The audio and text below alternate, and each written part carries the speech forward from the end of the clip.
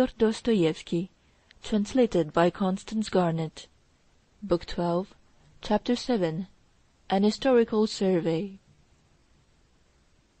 The medical experts have striven to convince us that the prisoner is out of his mind, and, in fact, a maniac. I maintain that he is in his right mind, and that if he had not been, he would have behaved more cleverly. As for his being a maniac, that I would agree with, but only in one point, that is, his fixed idea about the 3,000. Yet I think one might find a much simpler cause than his tendency to insanity. For my part, I agree thoroughly with the young doctor who maintained that the prisoner's mental faculties have always been normal, and that he has only been irritable and exasperated. The object of the prisoner's continual and violent anger was not the sum itself. There was a special motive at the bottom of it. That motive is jealousy. Here Ippolit Kirillovitch describes at length the prisoner's fatal passion for Grushenka. He began from the moment when the prisoner went to the young person's lodgings to beat her. I use his own expression, the prosecutor explained, but instead of beating her, he remained there at her feet. That was the beginning of the passion. At the same time, the prisoner's father was captivated by the same young person.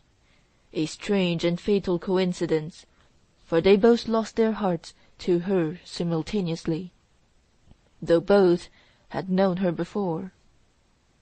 And she inspired in both of them the most violent, characteristically Karamazov passion. We have her own confession. I was laughing at both of them. Yes, the sudden desire to make a jest of them came over her, and she conquered both of them at once. The old man, who worshipped money, at once set aside 3,000 roubles as a reward for one visit from her.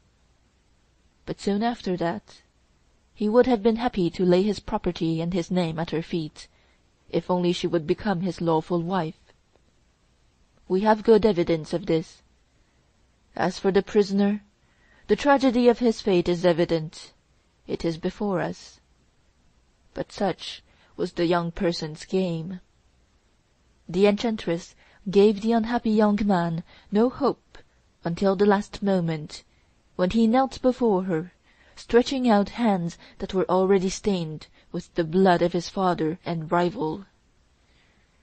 It was in that position that he was arrested. "Send me to Siberia with him. I have brought him to this. I am most to blame," the woman herself cried out, in genuine remorse at the moment of his arrest. The talented young man, to whom I have referred already, Mr. Rakitin, characterized this heroine in brief and impressive terms. She was disillusioned early in life, deceived and ruined by a betrothed, who seduced and abandoned her. She was left in poverty, cursed by her respectable family, and taken under the protection of a wealthy old man, whom she still, however, considers as her benefactor. There was perhaps much that was good in her young heart, but it was embittered too early. She became prudent and saved money. She grew sarcastic and resentful against society. After this sketch of her character, it may well be understood that she might laugh at both of them simply from mischief, from malice. After a month of hopeless love and moral degradation, during which he betrayed his betrothed and appropriated money entrusted to his honor, the prisoner was driven almost to frenzy, almost to madness by continual jealousy. And of whom? His father! And the worst of it was that the crazy old man was alluring and enticing the object of his affection by means of that very 3,000 roubles, which the son looked upon as his own property, part of his inheritance from his mother, of which his father was cheating him. Yes, I admit it was hard to bear. It might well drive a man to madness. It was not the money, but the fact that this money was used with such revolting cynicism to ruin his happiness. Then the prosecutor went on to describe how the idea of murdering his father had entered the prisoner's head, and illustrated his theory with facts. At first he only talked about it in taverns. He was talking about it all that month.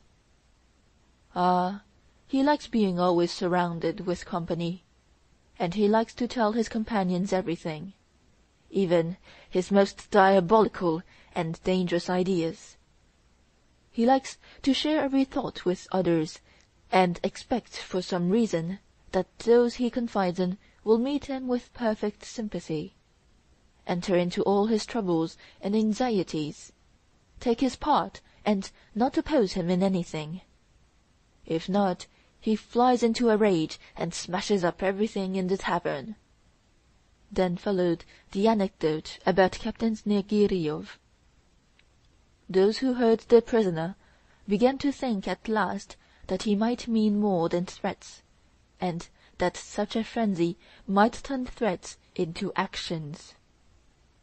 Here the prosecutor described the meeting of the family at the monastery, the conversations with Alyosha, and the horrible scene of violence when the prisoner had rushed into his father's house just after dinner. I cannot positively assert, the prosecutor continued, that the prisoner fully intended to murder his father before that incident. Yet the idea had several times presented itself to him, and he had deliberated on it. For that we have facts, witnesses, in his own words. I confess, gentlemen of the jury, he added, that till today I have been uncertain whether to attribute to the prisoner conscious premeditation. I was firmly convinced that he had pictured the fatal moment beforehand, but had only pictured it, contemplating it as a possibility. He had not definitely considered when and how he might commit the crime. But I was only uncertain till today, till that fatal document was presented to the court just now.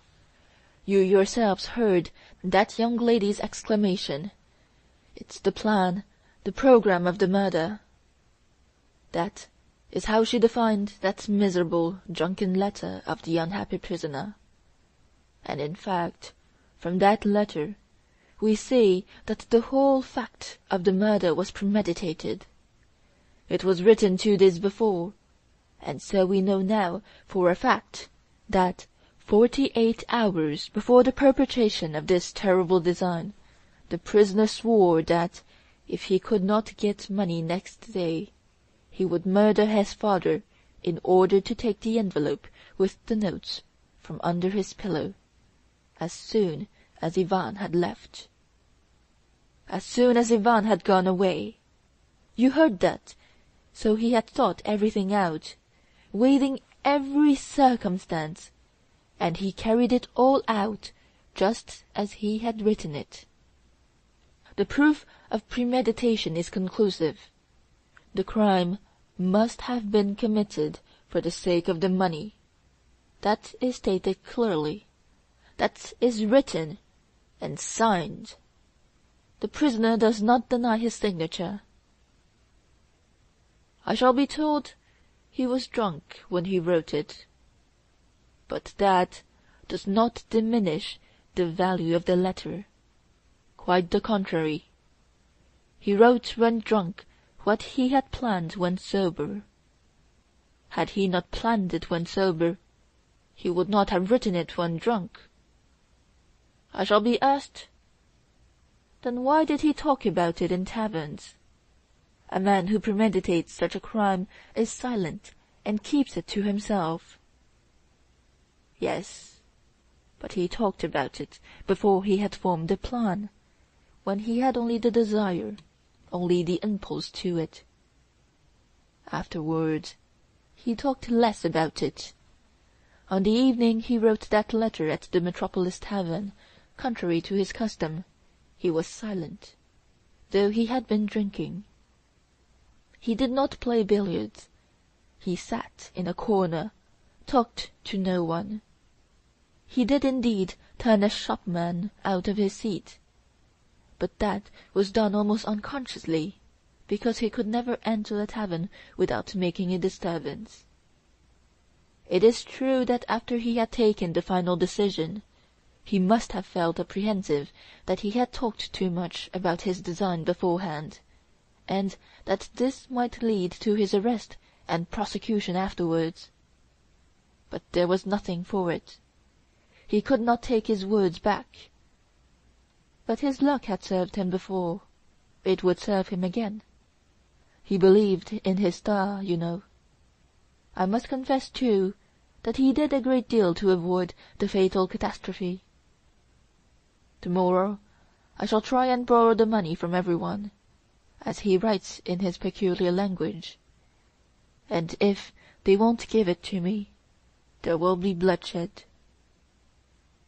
Here Hippolyte Kirílovich passed to a detailed description of all Mitya's efforts to borrow the money.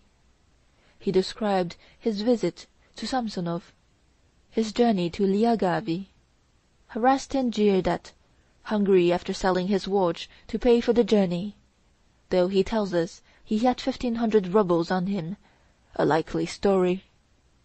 Tortured by jealousy at having left the object of his affections in the town, suspecting that she would go to Fyodor Pavlovitch in his absence, he returned at last to the town, to find, to his joy, that she had not been near his father. He accompanied her himself to her protector. Strange to say, he doesn't seem to have been jealous of Samsonov, which is psychologically interesting. Then he hastens back to his ambush in the back gardens, and then learns that Smerdyakov is in a fit, that the other servant is ill. The coast is clear, and he knows the signals. What a temptation! Still, he resists it. He goes off to a lady who has for some time been residing in the town, and who is highly esteemed among us, Madame Hochlakov. That lady, who had long watched his career with compassion, gave him the most judicious advice to give up his dissipated life, his unseemly love affair, the waste of his youth and vigour in pot-house debauchery, and to set off to Siberia, to the gold mines. That would be an outlet for your turbulent energies, your romantic character, your thirst for adventure. After describing the result of this conversation, and the moment when the prisoner learned that Grushenka had not remained at Samsonov's, the sudden frenzy of the luckless man, worn out with jealousy and nervous exhaustion, at the thought that she had deceived him, and was now with his father, Hippolyte Kirílovich concluded by dwelling upon the fatal influence of chance. Had the maid told him that her mistress was at Mokroe with her former lover, nothing would have happened.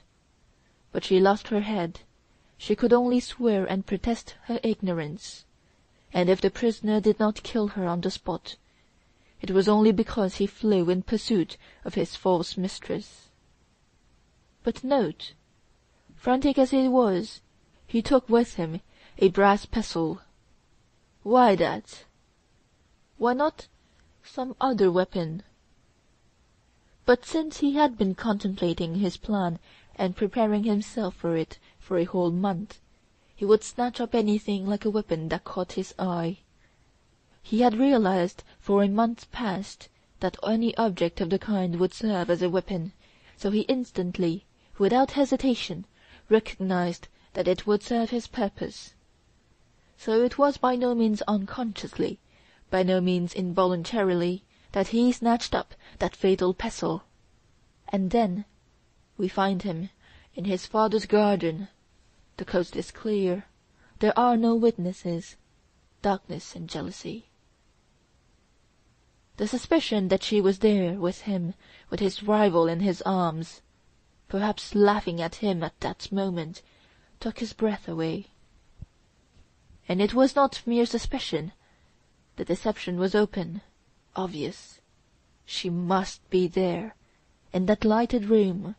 She must be behind the screen, and the unhappy man would have us believe that he stole up to the window, peeped respectfully in, and discreetly withdrew, for fear something terrible and immoral should happen. And he tries to persuade us of that, us, who understand his character, who know his state of mind at that moment, and he knew the signals by which he could at once enter the house. At this point Ippolit Kirillovitch broke off to discuss exhaustively the suspected connection of Smerdyakov with the murder. He did this very circumstantially, and every one realized that, although he professed to despise that suspicion, he thought the subject of great importance. End of Chapter 7 of Book 12. Recording by J.C. Guan. Montreal, March 2009.